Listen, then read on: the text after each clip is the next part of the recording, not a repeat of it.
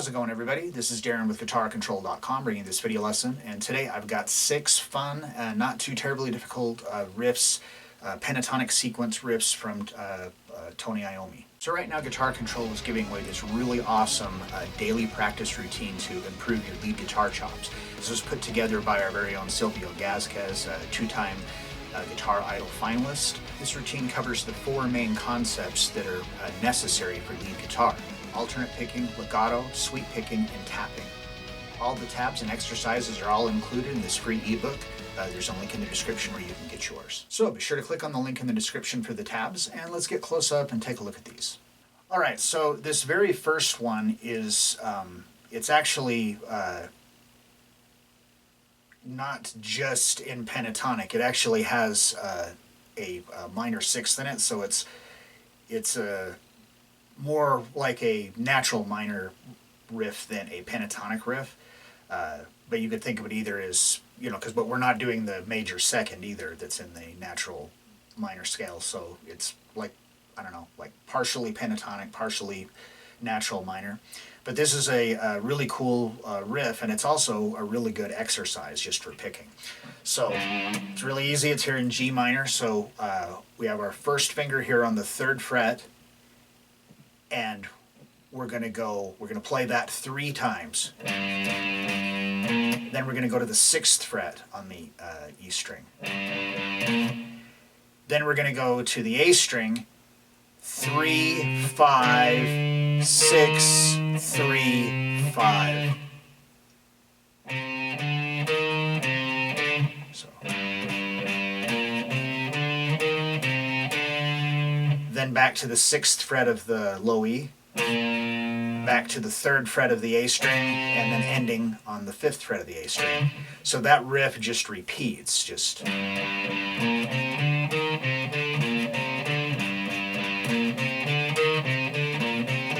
So it's like I said, it's like a kind of a good picking exercise because you just want to alternate pick it.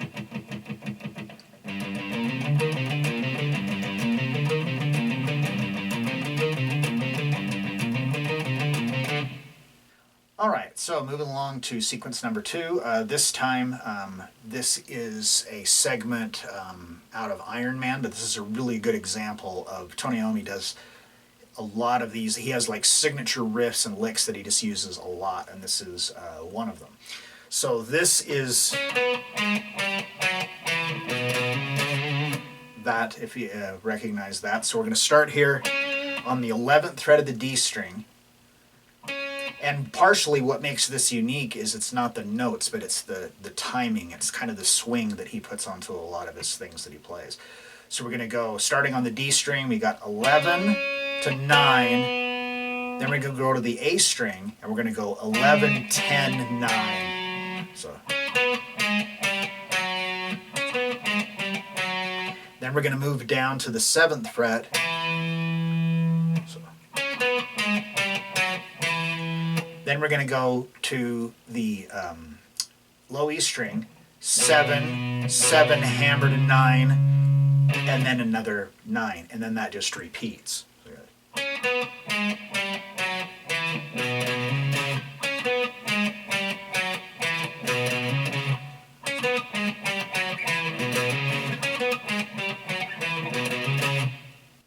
All right. Now on to sequence number 3. This one is also from Iron Man.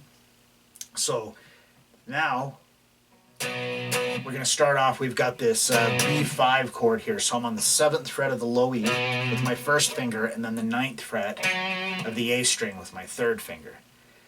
So we're going to play this as 8th notes. So this is 1 and.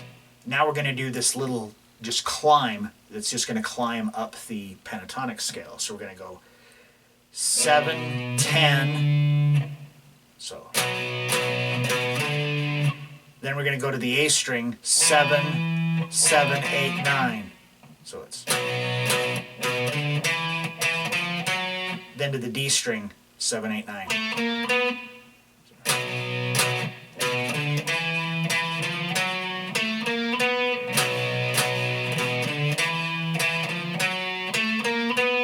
So you can take that idea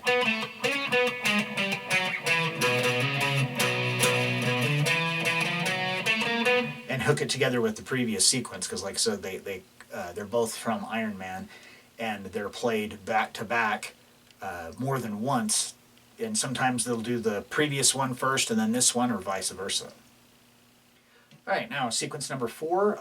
This here is just more of kind of a little lick, but this is a thing that he uses in soloing. He uses it in just the riffs of songs. It's really recognizable, and it's pretty easy to play, and it's a staple in the Tony Iommi sound.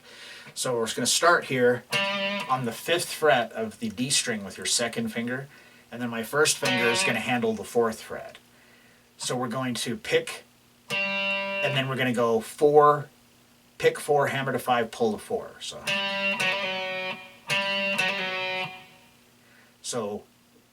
And the counting on this is really kind of weird, because this is the downbeat of 1, and then starting on the end of 1, we've got this, but it's a 16th note tuplet. So you got, and then we're going to go, whoops, to the 7th fret on the A string.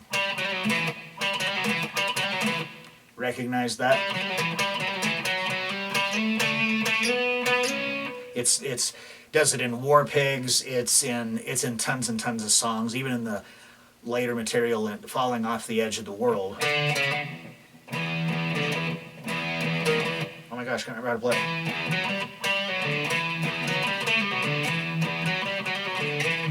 Uses that, particular type of timing all the time. So this is a good one just to practice, to kind of get down, so when you see those riffs in songs, as you learn them or whatever, it makes it much easier.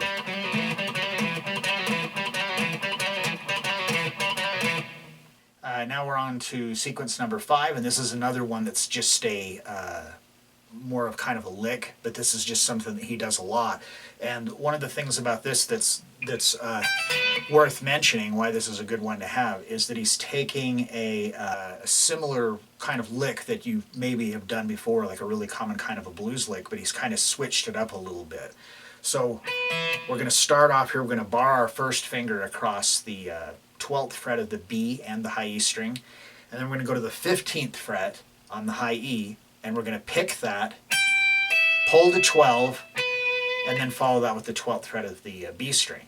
So this is triplets. So it's like 1 yellow, and then it just repeats.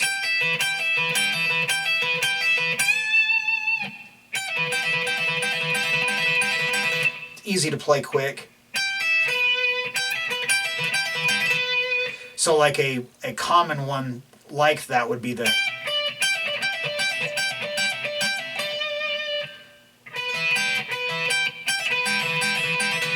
So I just think that's a little bit different than how I see a lot of other people play it.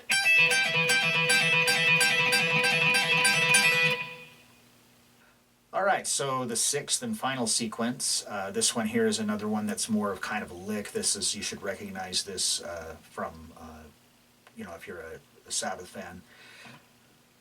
So it's all pentatonic here. We're going to start off here on the 12th fret of the A string, and we're going to pick that and do a hammer on to the 14th fret. So I'm using my 1st finger on 12. So this is like an E minor pentatonic box pattern number 1.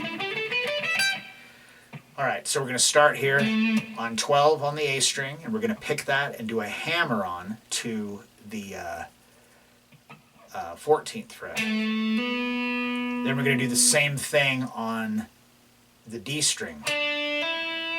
So we got it. And then we're going to hit that 14 again with a little vibrato on it. So these first 4 notes are 16th notes, and then when you hit the 14 on the D string a second time, it's an 8th note. Then we're going to do that again, but this time instead of 14th fret on the D string, we're going to go to the 12th fret on the G string. So we've got... And he just does just a little tiny bit of a quarter step bend. So. Now we're going to go back to the 12th fret on the A string again. Pick, hammer on the D string. So that's our first measure. Now, going on to the second measure of this is another idea where he has taken a lick that's like a common kind of a blues lick and he's kind of changed it a little bit. And I really have difficulty making this sound good or being able to play it at any kind of tempo. So what he's done is, you know, you've probably done this before. It's a really common lick. But what he does is he starts off on the 12th fret of the G string. So it goes 12 and then 14 bend, followed with the 12th fret of the B and 12th fret of the high E. So it's really hard to get that. I just don't think I do it very well. And then ending on the 15th fret of the B string, full step bend with some vibrato.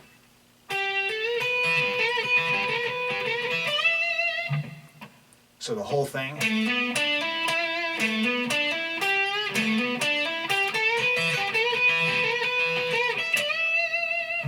Alright, so there you have it. 6 fun, not too terribly difficult riff, lick, sequences, however you want to look at them, in the style of Tony Iommi.